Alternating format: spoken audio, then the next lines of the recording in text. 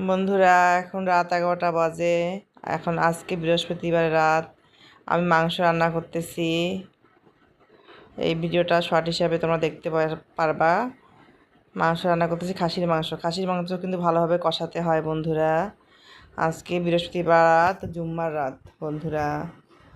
এরপর পরের দিন সকালবেলা তোমার ভাইয়া রুটি দিয়ে মাংস খাচ্ছে। আমি মাংসটা রান্না করে রাখলে সুবিধা হয়।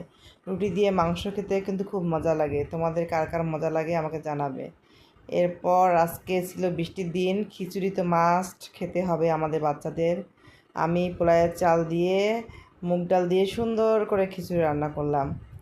ও কি স্বাদ ছিল বন্ধুরা, জানো না খিচুড়িটার। আমি যদি তোমাদেরকে খাওয়াতে পারতাম আমি ধন্য হতাম বন্ধুরা।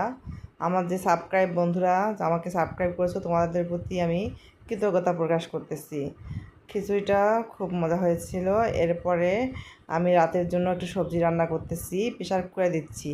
গ্যাসের যে দাম বন্ধু, গ্যাসে হাত দেওয়া যায় না। আগে ছিল 1500 আর এখন হয়েছে 2150 টাকা।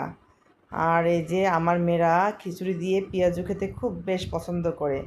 ডালটা ভালোভাবে মেখে নিতে হবে। মেখে নেওয়ার পরে এই যে আমি পেঁয়াজু ভাজতেছি।